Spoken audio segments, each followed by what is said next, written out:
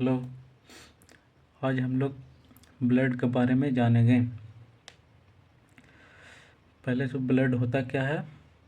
Blood एक liquid connective tissue है। Connective tissue का मतलब कोई पूरा पार्ट में जो पूरा पार्ट को कनेक्ट करे, उसी में जैसे कि हम लोग का बोन है, एक बोन दूसरे बोन से, दूसरे बोन तीसरे बोन से, जिस तरह से पूरा बॉडी को कनेक्ट किए हुए रहता है, उसी तरह ब्लड भी हम लोग का पूरा बॉडी को कनेक्ट किए हुए रहता है। दूसरा,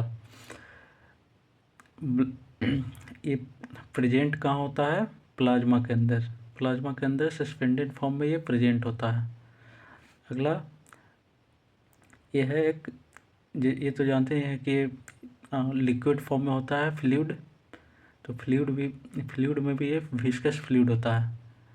विस्कस फ्लूइड का मतलब, विस्कस मतलब होता है विस्कोसिटी। विस्कोसिटी मतलब गाढ़ा। तो ये लिक्विड है जो गाढ़ा लिक्विड है। जब भी अगर कभी इंजरी होता होगा तो ब्लड निकलता होगा तो देखते हैं कि वो गाढ़ा रहता है। जैसे पानी है जो, वो उसमें विस्कोसिटी कम होता है, वो कम गाढ़ा होता है। उससे कंपैरिजन में ब्लड हम लोग का बहुत ज़्यादा गाढ़ा होता है। अगला पॉइंट है इसका पीएच। पीएच मतलब होता है कि जिससे हम लोग को ये पता चले कि एसिडिक है या बेसिक। तो ब्लड का पीएच 7.4 होता है, जो कि स्लाइडली बेसिक है। ये हम लोग निकालते हैं पीएच वैल्यू के थ्रू। पीएच वैल्यू का होता है 1 से लेकर 14 तक। जो 7 होता है वो पूरा न्यूट्रल होता है। अब इसके इधर जितना भी होगा वो बेसिक होगा, और इसके लेफ्ट साइड में जितना भी होगा वो एसिडिक होगा। 7 तो न्यूट्रल होगा, उसमें एसिडिक का भी प्रॉपर्टी रहेगा, बेसिक का भी प्रॉपर्टी रहेगा, और पूरा न्यूट्रलाइज फॉर्म में रहेगा। जैसे हम लोग वाटर पीते हैं, वो ना तो पूरा एसिडिक है और ना ही पूरा बेसिक है। उसी तरह ब्लड भी रहता है, उसी ब्लड क्या रहता है, थोड़ा सा बेसिक रहता है, थोड़ा सा राइट साइड में। और लेफ्ट साइड में जैसे जैसे जाएंगे एसिडिटी बढ़ेगा, और इधर राइट साइड में जाएंगे तो बेसिक बढ़ेगा, बेसिक प्रॉपर्टी बढ़ता जाएगा। अगला अमाउंट के बात करें तो हम लोगों में ब्लड होता है 4.5 to 5.5 लीटर। अगर एक एडल्ट है उसमें ब्लड होगा 4.5 से 5.5 लीटर तक, जो कि ये सब में वेरी करता है वेट के अकॉर्डिंग। अगर मान लीजिए कि किसी का वेट 1 किलोग्राम है तो उसमें ब्लड कितना होगा, 70 से 80 ml, मतलब 70 to 80 ml। उसी तरह से अगर किसी का वेट 10 किलोग्राम है तो उसमें कितना होना चाहिए, 700 से 800 ml तक। ये अगर इतना वॉल्यूम उसमें ब्लड है तो क्या है, हेल्दी है। अगर 70 ml से कम हो रहा है तो उसमें ये ब्लड डिफिशिएंसी हो सकता है। अगला बात करें कि ब्लड हम लोग का मिलके किससे बना होता है, तो ब्लड बहुत सारा कंपोनेंट से मिलकर बना हुआ है। जिसमें उसमें कंपोजिशन का बात किया जाए तो पहला तो प्लाज्मा होता है, दूसरा फॉर्म्ड एलिमेंट जिसे हम लोग सेल बोलते हैं। टोटल ब्लड की बात किया जाए तो सबसे ज़्यादा उसमें प्लाज्मा होता है। प्लाज्मा कितना, 55%, मतलब पूरा ब्लड का 55% प्लाज्मा ही होगा। और फॉर्म एलिमेंट जो सेल होता है, जैसे RBC, WBC, प्लेटलेट, वो 45% में ही होते हैं। अब दोनों के बारे में अलग अलग डिस्कस करेंगे कि प्लाज्मा में कौन कौन सा, जिस तरह ब्लड में कंपोजिशन होता है प्लाज्मा फॉर्म एलिमेंट का, उसी तरह प्लाज्मा में भी बहुत सारा कंपोजिशन होता है, और उसी तरह फॉर्म एलिमेंट में भी बहुत सारा कंपोजिशन होता है। जैसे कि प्लाज्मा तो बताए थे कि 55% होता है, तो प्लाज्मा में बहुत सारा कंपोनेंट प्रेजेंट होता है। जैसे वाटर होता है, इलेक्ट्रोलाइट होता है, प्रोटीन होता है, न्यूट्रिएंट होता है, गैस होता है, हार्मोन होता है, एंजाइम होता है, वेस्ट प्रोडक्ट होता है। वाटर उसमें कितना है 93%। जैसे हम लोग को बॉडी में वाटर 65% होता है, उसी तरह पूरा ब्लड में प्लाज्मा होगा 55%, और प्लाज्मा का 55% का 93% वाटर ही होगा। अगला इलेक्ट्रोलाइट। इलेक्ट्रोलाइट कौन कौन होता है, सोडियम, पोटासियम, ये बाइकार्बोनेट, कैल्शियम और क्लोरीन। इसके अलावा भी बहुत सारा और भी इलेक्ट्रोलाइट प्रेजेंट है। ठीक है। अगला प्रोटीन। प्रोटीन में बहुत सारा प्रोटीन होता है, जैसे एल्बुमिन होता है, ग्लोबुलिन होता है और फाइब्रिनोजेन होता है। एल्बुमिन क्या करता है, हम लोग जो भी ऑस्मेटिक बैलेंस होता है, ऑस्मेटिक बैलेंस हम लोग में हो पाता है एल्बुमिन के कारण। अगला ग्लोबुलिन, जो भी हम लोग का बॉडी में माइक्रो ऑर्गेनिज्म आता है, उससे हम लोग को डिफेंस मैकेनिज्म या जो भी एक्सटर्नल इंटरनल डिफेंस मैकेनिज्म हो रहा है, वो किसके कारण, ग्लोबुलिन के कारण। उसी तरह प्रोटीन का अगला कंपोनेंट होता है फाइब्रिनोजेन। ये हेल्प करता है क्लॉटिंग में। जैसे कि हम लोग को इंजरी होता है तो कुछ देर तक ब्लड लॉस होता है, उसके बाद वो क्लॉट हो जाता है। तो क्लॉट खुद से नहीं होता है, वो क्लॉट करवाया जाता है। क्लॉट करवाने के लिए रिस्पॉन्सिबल कौन होता है, फाइब्रिनोजेन। अगला होता है न्यूट्रिएंट। जैसे न्यूट्रिएंट में होता है glucose, amino acid, fatty acid, vitamin, lipid और कोलेस्ट्रॉल। जैसे किसी को ग्लूकोज लेवल चेक करवाना होता है तो ब्लड लिया जाता है ना, तो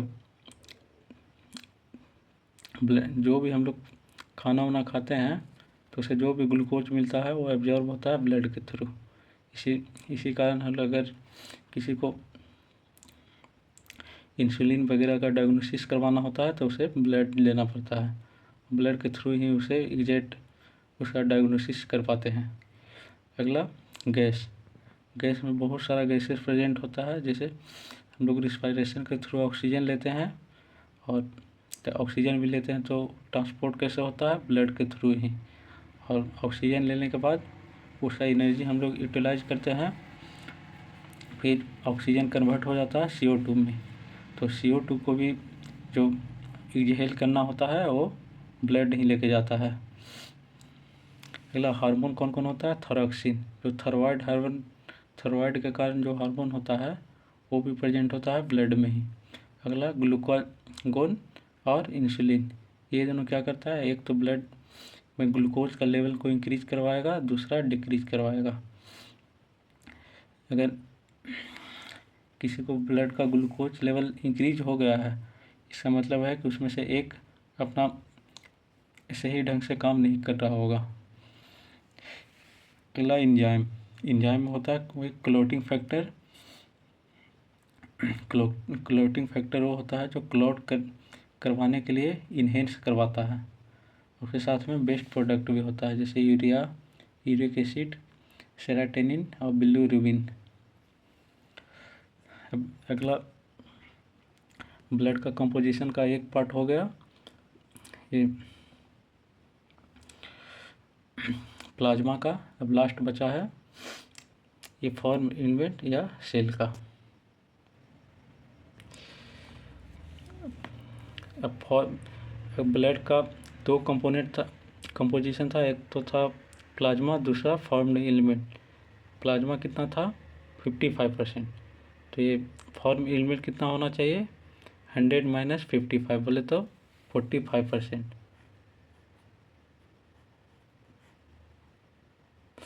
देखिए फॉर्म एलिमेंट में 3 पार्ट होता है, एक तो एर्थ्रोसाइट, दूसरा ल्यूकोसाइट और तीसरा थर्मोसाइट।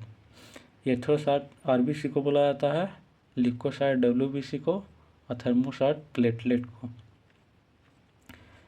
एर्थ्रोसाइट का नंबर होता है, मतलब RBC का नंबर 5.5 मिलियन पर मीटर क्यूब, मतलब 1 मीटर क्यूब अगर ब्लड है तो उसमें आरबीसी होगा 5 से 5.5 मिलियन तक। और ये बनता कहाँ है? बोन मैरो में। अब अगला इसमें न्यूक्लियस एब्सेंट होता है। इसमें न्यूक्लियस आरबीसी में एब्सेंट होगा और डब्ल्यूबीसी में न्यूक्लियस प्रेजेंट होगा। जब पहला बार ब्लड को देखिएगा, अगर माइक्रोस्कोप से अगर बोले कि पता करें कि कौन आरबीसी है कौन डब्ल्यूबीसी है, तो जिसमें न्यूक्लियस दिख जाए वो आरबीसी नहीं होगा, वो डब्ल्यूबीसी होगा। और जिसमें न्यूक्लियस नहीं दिखे वो आरबीसी होगा। आरबीसी का कलर नाम से ही पता चल रहा है कि रेड ही होगा। तो रेड होने का कारण है उसमें एक कंपोनेंट रहता है हीमोग्लोबिन का, जो कि अगर 100 ml हम लोग का ब्लड है तो उसमें से 12 से 16 ml हीमोग्लोबिन प्रेजेंट होगा। उसी तरह पूरा बॉडी का हम लोग अपना हीमोग्लोबिन पता कर सकते हैं। या फिर जब भी किसी का इंजरी होता है या फिर कोई भी ऑपरेशन के लिए लाया जाता है तो उसे ब्लड का ज़रूरत होता है। तो ब्लड का ज़रूरत इसलिए होता है कि ताकि उसमें उसका हीमोग्लोबिन मेंटेन रहे। इसका फंक्शन क्या होता है? ऑक्सीजन को ट्रांसपोर्ट करवाना। ये इसका लाइफ स्पैन 120 डेज होता है। जब भी कोई भी चीज़ का फॉर्मेशन होता है तो ये तो तय है कि उसे ख़त्म भी होना है। तो ये आरबीसी का ख़त्म कितना दिन में होता है? 120 दिन में। ये ख़त्म कहाँ होता है? कोई एक प्रॉपर लोकेशन पर जाके ये ख़त्म होता है स्प्लीन में। स्प्लीन को बोला जाता है ग्रेवयार्ड। अगला डब्ल्यूबीसी, इसका नंबर आरबीसी के कंपेरेटिव में बहुत कम होता है, 6000 से 8000 पर मीटर पर mm। डब्ल्यूबीसी को 2 पार्ट में डिवाइड किया गया है, ग्रेनुलोसाइट और ये ग्रेनुलोसाइट।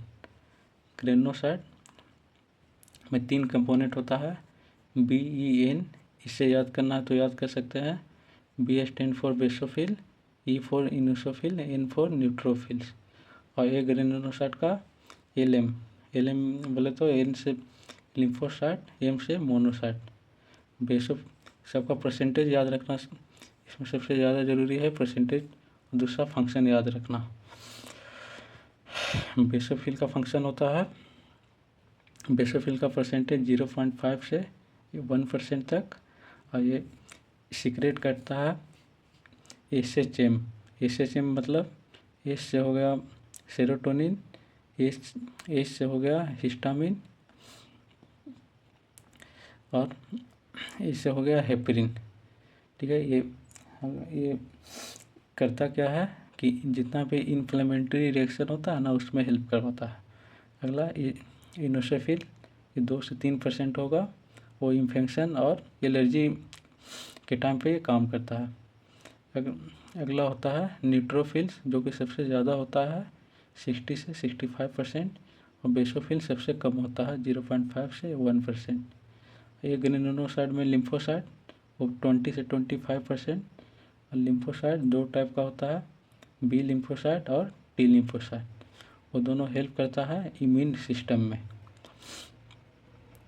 अब देखिए, ग्रेनुलोसाइट का न्यूट्रोफिल और एक ग्रेनुलोसाइट का मोनोसाइट, ये दोनों मिलकर क्या बनाता है? फैगोसाइटोसिस, फैगोसाइटिक सेल बनाता है, जो कि जितना भी हम लोग के बॉडी में माइक्रो ऑर्गेनिज्म आता है उसे डिस्ट्रॉय करता है। इसे हम लोग बॉडी का आर्मी भी बोल सकते हैं। अगला थर्मोसाइट, जिसे हम लोग प्लेटलेट के नाम से जानते हैं। इसका काउंट होता है 1.5 लाख से 3.5 लाख पर mm। ये भी हेल्प करता है क्लोटिंग में। अगर जब भी किसी का एक्सेसिव ब्लड लॉस हो रहा है तो उसमें तो जाहिर है कि ये प्लेटलेट भी लॉस होगा। प्लेटलेट लॉस होगा तो फिर उसमें ये क्लोटिंग होना बड़ा मुश्किल हो जाता है। इसलिए जब भी किसी को ऑपरेशन किया जाता है तो उस समय इसका अच्छा ध्यान रखा जाता है कि प्लेटलेट का नंबर कितना है।